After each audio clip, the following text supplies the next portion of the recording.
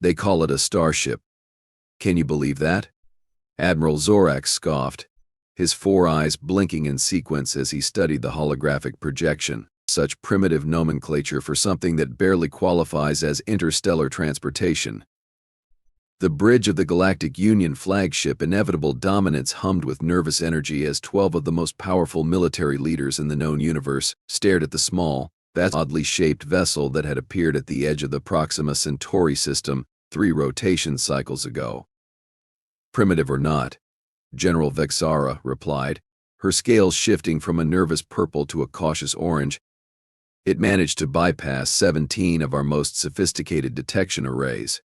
She tapped her clawed finger against the holotable. And it's the first vessel we've encountered from Sol 3, Earth, corrected Science Minister Kwasna, adjusting his breathing apparatus. The inhabitants call it Earth. They call themselves humans. Admiral Zorax rolled all 4 of his eyes simultaneously. I don't care what they call themselves. What I care about is how a species we classified as pre-spacefaring just 6 cycles ago suddenly appears with technology that can evade our sensors. The room fell silent. It was the question on everyone's mind. Perhaps, ventured Fleet Commander Jackson, her tentacles rippling thoughtfully, we should attempt communication before jumping to conclusions. Admiral Zorax barked a laugh that sounded like grinding metal. Oh yes. Let's politely ask the primitives how they managed to build something our scientists claimed was theoretically impossible for their species. I'm sure they'll be forthcoming. Your sarcasm is noted. Admiral, Jackson replied coldly, but protocol dictates. Protocol. Zorax slammed his fist on the table. Protocol is for civilized species that follow the proper evolutionary path, not for whatever these humans are. General Vexara's scales shifted to a diplomatic blue. The Galactic Union has encountered 4,721 spacefaring species in its history. Every single one followed the expected technological progression. None skipped stages. Until now, Kwasna added quietly. The hologram flickered as the strange human ship adjusted its position. It was small compared to Union vessels, barely 300 meters in length with a streamlined shape that seemed to absorb rather than reflect the light of Proxima Centauri. Its hull was midnight black, broken only by what appeared to be the white lettering of some primitive written language. Can we translate those markings? Asked Zorax, pointing at the ship. Kwasna nodded, adjusting a dial on the holotable. The image zoomed in, and the alien symbols were replaced with Union Standard, UES.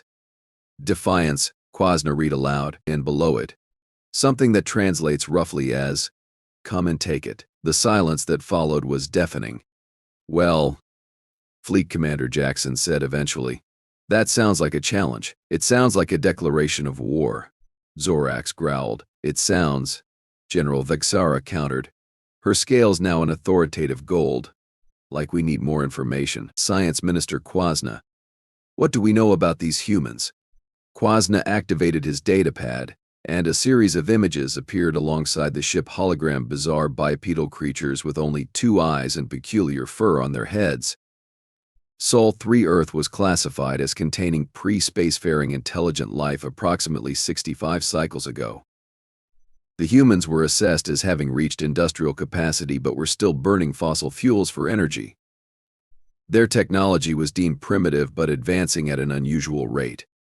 Unusual how?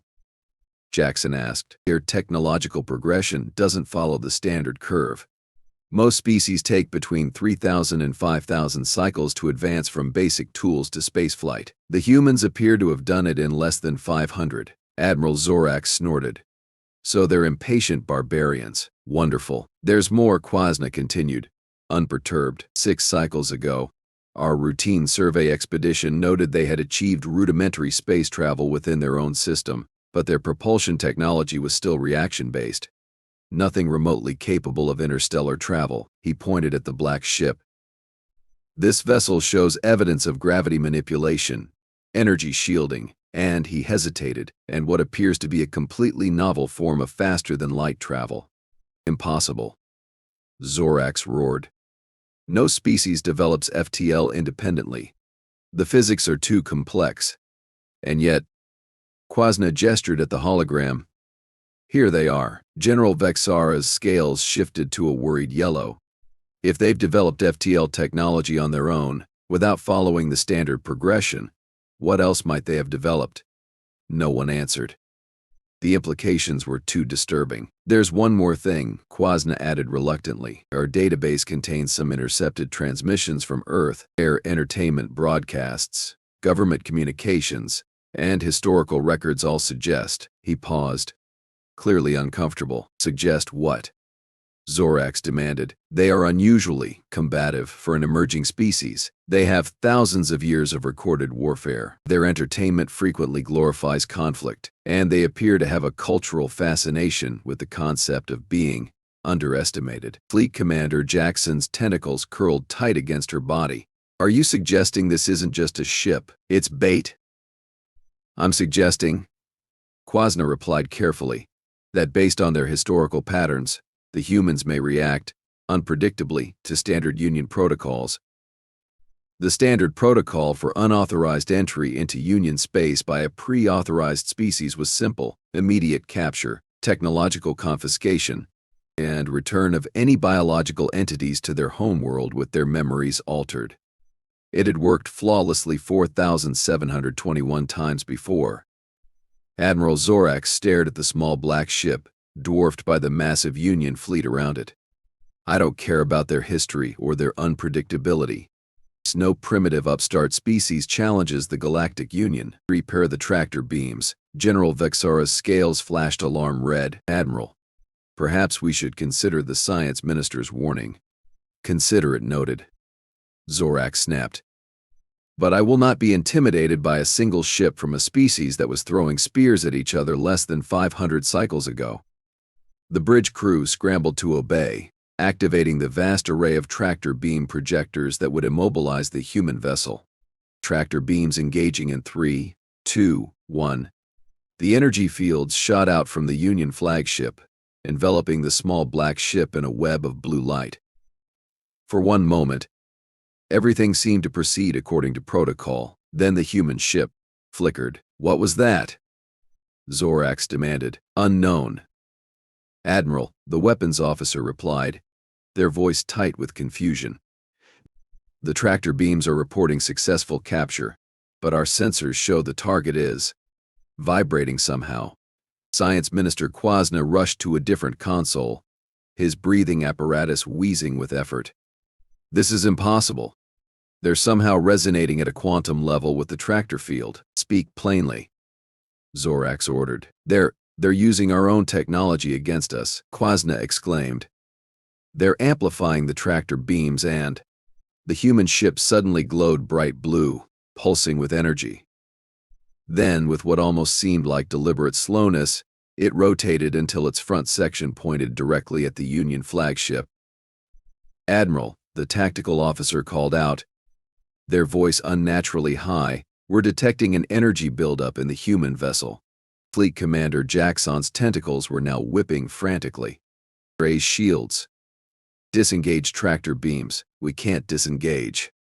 Quasna shouted. They've created a feedback loop in the human ship fired. A beam of concentrated blue energy, the exact same frequency as the Union's tractor technology, lanced out from the small vessel, slicing through the Union flagship's supposedly impenetrable shields as if they weren't there. The beam struck with surgical precision, disabling the flagship's primary propulsion systems, but carefully avoiding the life support sectors. Alarms blared across the bridge as systems failed and emergency protocols activated. How? Admiral Zorax gasped, clinging to the holotable as the ship shuddered around him. How did they do that? Before anyone could answer, the communications officer called out, Admiral, we're receiving a transmission from the human vessel. On screen, Zorax ordered, his voice subdued. The hologram shifted, and for the first time, the Union leaders saw a human up close. It was taller than their database had suggested, with dark skin, bright eyes, and a complete lack of apparent fear. It wore a dark uniform with unfamiliar insignia. This is Captain Maya Jackson of the United Earth ship Defiance, the human said, its voice surprisingly melodic. You attempted to capture our vessel without provocation or communication. This action constitutes an act of war under Earth protocols. Admiral Zorax struggled to regain his composure. This is Union space. You have no authority or rights here. The human Captain Jackson smiled. It was not a pleasant expression. And yet here we are. Admiral Zorax of the Galactic Union. Yes, we know who you are. We know what the Union is, and we know how you treat emerging species that don't follow your rules. The bridge crew exchanged shocked glances.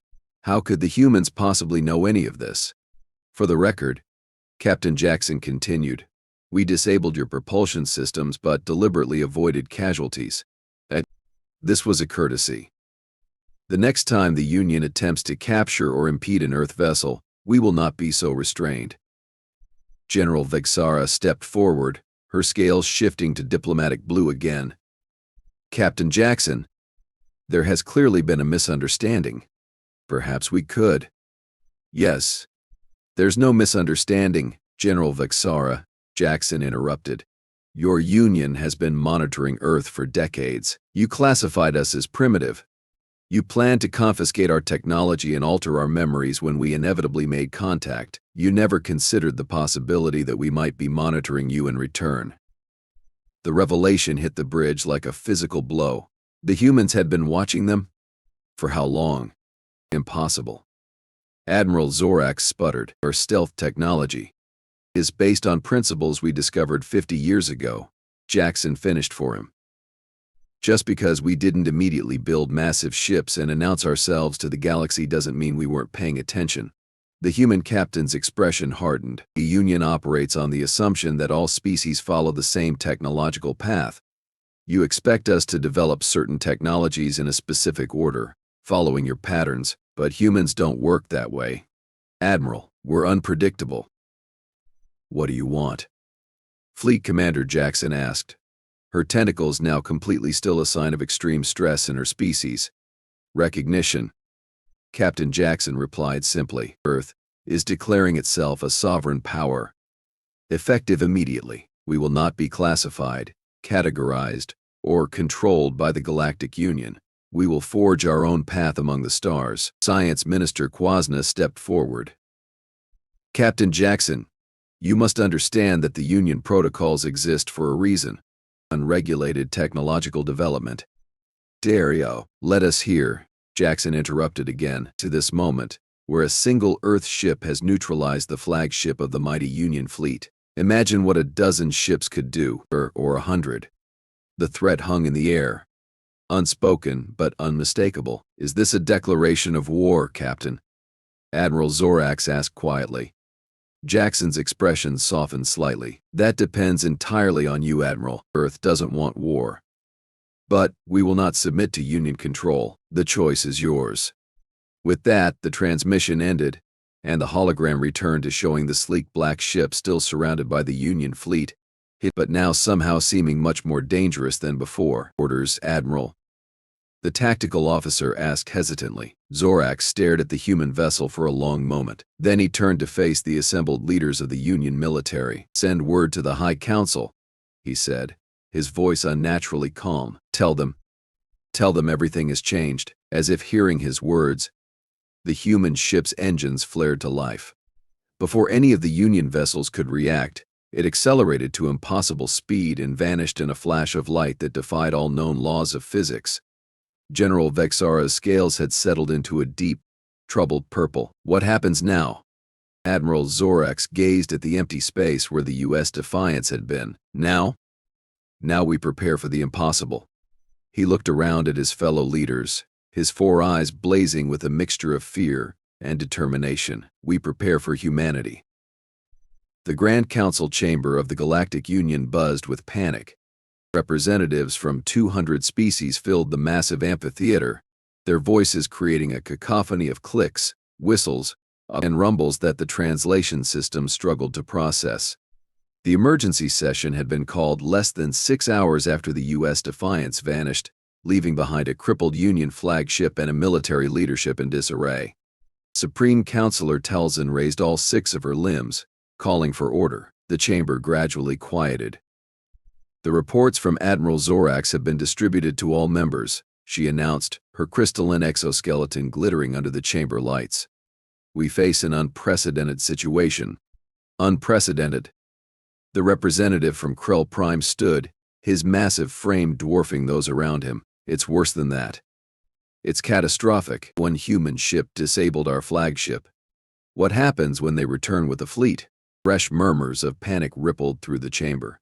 Calm yourselves, commanded Representative Nuzar of the Vexillian Harmony. His voice was eerily melodic, a natural trait his species used to soothe the agitated minds. We have faced challenges before. The Union has stood for 10,000 cycles, but never like this, countered Science Director Yavak, the Trilaxian delegate. Never has a pre-spacefaring species leapt to advanced technology without following the standard progression. Talzin nodded gravely. Director Yavak speaks truth. For those unfamiliar with human history, Minister Kwasna will provide context. Kwasna stepped onto the central platform, still wearing his breathing apparatus. The council chamber's atmosphere was standardized for the majority of Union species, but always slightly uncomfortable for everyone. Humans, he began, activating a holographic display, evolved on a planet they call Earth, third from their star. Their recorded history spans approximately 5,000 cycles, extremely brief by galactic standards. The display showed primitive humans using simple tools, then building increasingly complex structures. They are remarkably adaptive, Kwasna continued. Their planet contains extreme environmental variations, from frozen wastelands to scorching deserts. Unlike most sentient species, humans can survive in nearly all of them. Fascinating biology lesson, interrupted the Krell representative sarcastically. But how did they bypass 2,000 cycles of technological development to produce ships that can neutralize our defenses? Kwasna sighed. That's the troubling part. Our observation protocols for pre-spacefaring species mandate minimal monitoring to avoid detection. We check Earth approximately once per cycle. Between our last survey and yesterday's incident, humans apparently mastered quantum physics, developed novel propulsion systems, and constructed at least one vessel with capabilities that match or exceed our own. Impossible, shouted someone from the back. Evidently not, Kwasna replied dryly. Representative Nuzar's bioluminescent skin pulsed thoughtfully. Perhaps they received outside assistance? Another species violating Union protocols? Supreme Counselor Talzin shook her head. We've considered that possibility. Our analysis suggests otherwise. The human technology is unique. It doesn't match any known civilization's signature. Then how? Demanded the Krell representative. Or, said a new voice. All eyes turned to Fleet Commander Jackson, who had just entered the chamber. Her tentacles moved in tight, controlled patterns, the mark of a military mind processing tactical variables. The human's history is saturated with warfare, she explained, joining Kwasna on the platform. Most species follow a pattern. They develop technology primarily for survival, comfort, or scientific curiosity. Weaponization is secondary, often millennia behind primary applications. She triggered a new holographic display, showing human battles across their history, bloody, brutal affairs that made many council members recoil. Humans invert this pattern. They weaponize almost every discovery immediately. Their propensity for conflict drives their innovation at an accelerated rate.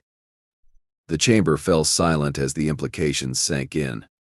Are you suggesting, Counselor Talzin asked carefully, that humans are fundamentally more dangerous than other species?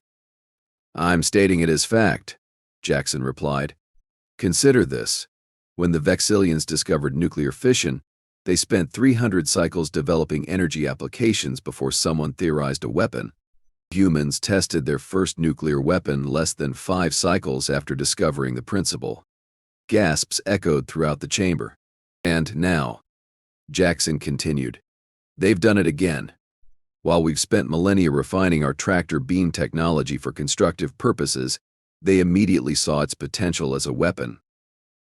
They didn't just evade our beam, they reversed it, amplified it, and fired it back at us with surgical precision. But this is madness. exclaimed Director Zorax. A species so aggressive should have destroyed itself long ago. That's the most disturbing part. Kwasna interjected. They fought thousands of wars, but they always stop short of extinction. They seem to need conflict to thrive on it. Yet they've developed complex social restraints to prevent it from consuming them entirely. Counselor Talzin's exoskeleton paled slightly, a sign of deep concern among her kind. What are our options? Admiral Zorax stepped forward, noticeably humbler than during the confrontation with the human ship. We have 3 choices, Counselor. First, we can attempt diplomacy, recognize Earth as a sovereign power as they demanded. It's absurd. The Krell representative bellowed. We cannot reward their aggression. Second, Zorax continued, ignoring the outburst, we can mobilize the entire Union fleet. 2,000 capital ships should overwhelm whatever forces they've developed, regardless of their technological advantages. And risk escalation? Nuzar asked, his melodic voice now sharp with concern. If 1 ship could disable our flagship, what might 10 do? Or 50? Which brings me to the third option, Zorax concluded grimly, containment.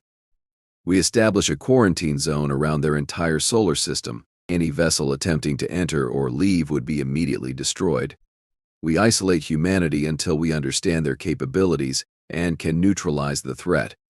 The chamber erupted in heated debate. Species that had coexisted peacefully for thousands of cycles suddenly found themselves divided on how to handle the human problem. As the arguments intensified, a junior communications officer rushed into the chamber, approaching Counselor Talzin with visible alarm. After a brief exchange, Talzin raised all 6 limbs again, demanding silence. Members of the council, she announced, her voice unnaturally tight. I have just received word that our outpost in the Arcturus system has detected multiple high-energy signatures approaching their position. The signatures match the U.S. Defiance. Multiple signatures? Jackson asked sharply. How many? 7, Talzin replied. 7 human ships have appeared at Arcturus. The room exploded into panic. Order. Talzin shouted, her exoskeleton now pulsing with emergency bioluminescent patterns. We must decide now. Do we engage, retreat, or attempt communication?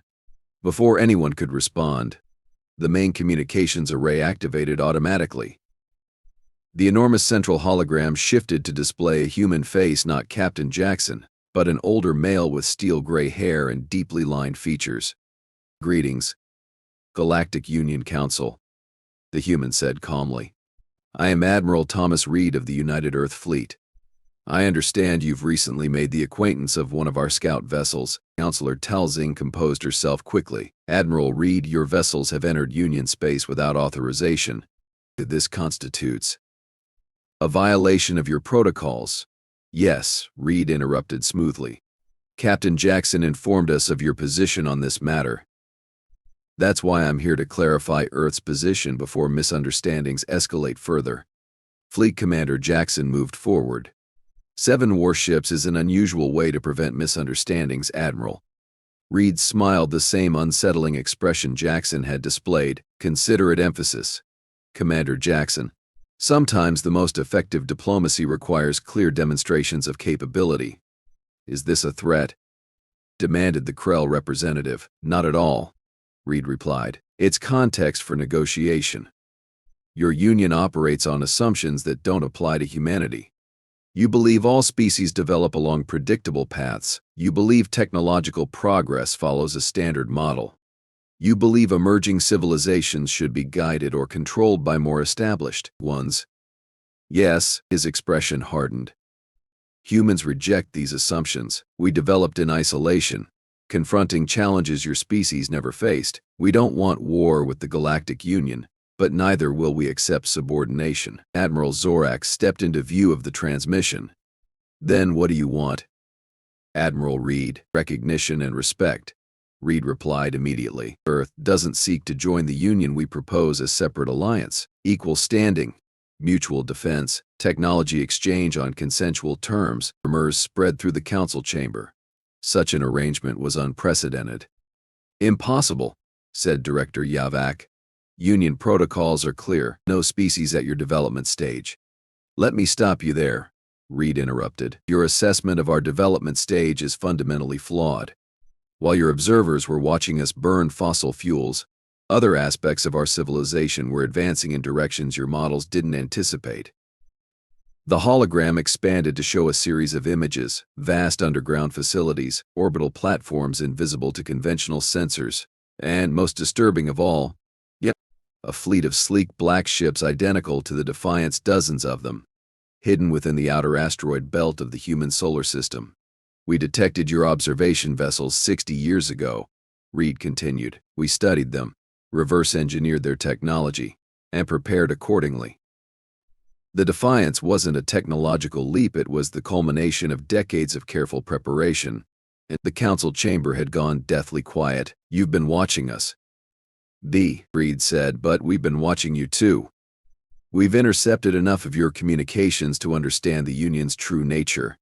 You claim to value diversity, yet you enforce conformity. You preach peaceful coexistence, yet you subjugate emerging species. We want no part of that. Counselor Talzin's exoskeleton had faded to an ashen gray. What happens if we refuse your proposal, Admiral? Reid's expression remained neutral.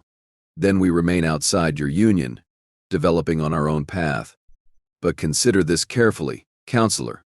Humanity has spent its entire history preparing for threats. It's in our nature. If the Union positions itself as that threat, well, history suggests that's unwise. The implicit warning hung in the air. Fleet Commander Jackson's tentacles moved in a pattern that indicated deep calculation. Your demonstration at Arcturus was deliberate. You could have brought 1 ship or 100. You chose 7, enough to prove capability without appearing overtly aggressive. Correct, Commander, Reid acknowledged. Humans understand the language of force. But we also understand restraint. 7 ships can't conquer the Union, but they can certainly defend themselves. The message should be clear. And what message is that? Zorax asked tensely. That humanity won't be underestimated again, Reid replied. That we're prepared for peace or war, whichever the Union chooses. Supreme Counselor Talzin conferred briefly with her advisors before addressing the human admiral again. Your proposal requires careful consideration. The Council must debate. Of course, Reid nodded. We'll withdraw to the edge of the Arcturus system and await your response. You have 24 hours.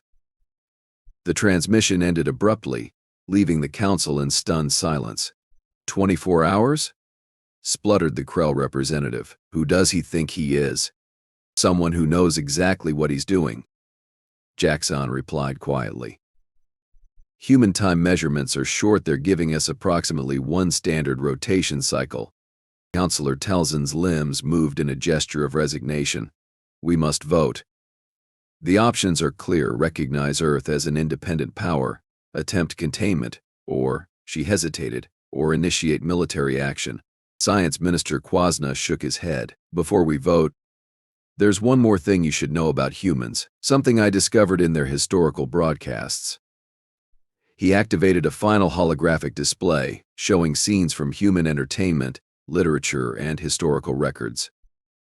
The images flowed together, humans facing overwhelming odds, fighting against superior forces, celebrating unlikely victories. Humans have a cultural obsession with what they call the underdog, the smaller competitor who triumphs against a more powerful opponent. They tell these stories constantly, venerate these figures, build their cultural identity around this narrative. And now, he gestured to the display, where the 7 human ships hung in space, dwarfed by the massive Union fleet surrounding them. Now they've cast themselves in that role against us. Understanding dawned on the faces of the council members. The humans hadn't just developed advanced technology, they'd orchestrated this entire confrontation, placing themselves as the heroic underdogs standing against a vast, coercive empire. They want us to attack. Admiral Zorax realized aloud. They're counting on it.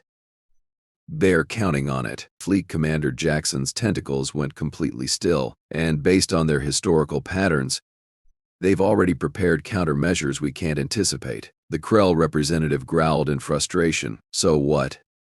We surrender to these upstarts? Accept their demands? Representative Nuzar's melodic voice cut through the tension. Perhaps we should consider a fourth option, one that doesn't conform to their narrative. All eyes turned to the Vexillion. The humans expect either acceptance or aggression from us, Nuzar continued. What if we offered something else entirely, not subordination? Not alliance, but genuine collaboration? Counselor Talzin tilted her head. Intrigued, exclaimed. Kipling, if the humans truly developed independently as they claim, they possess knowledge unknown to the Union.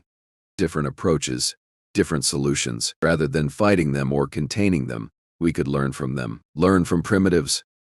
The Krell scoffed. Primitives who disabled our flagship with a single shot. Jackson reminded him sharply.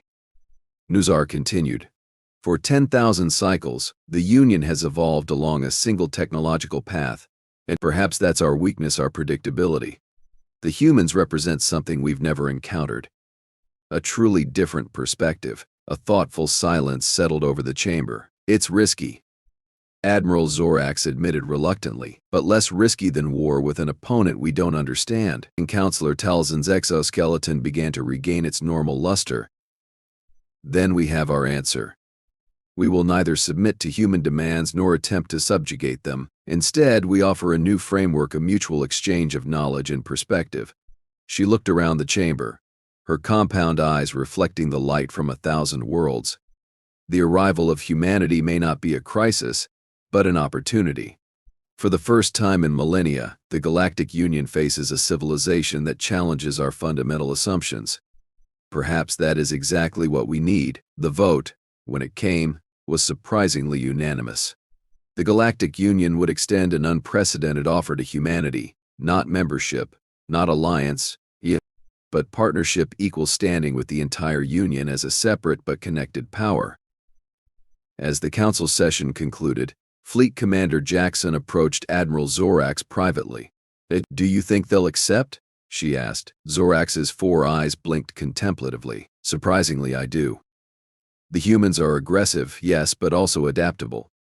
They orchestrated this confrontation precisely because they wanted to be seen as equals. And if they reject our offer, then, Zorax said grimly, we'll discover whether their capabilities match their confidence. Jackson's tentacles coiled anxiously. For the Union's sake, let's hope we never find out. 23 hours later, Admiral Reid's hologram appeared again before the council. We accept your proposal, he said simply. Earth will send representatives to begin the collaboration process immediately.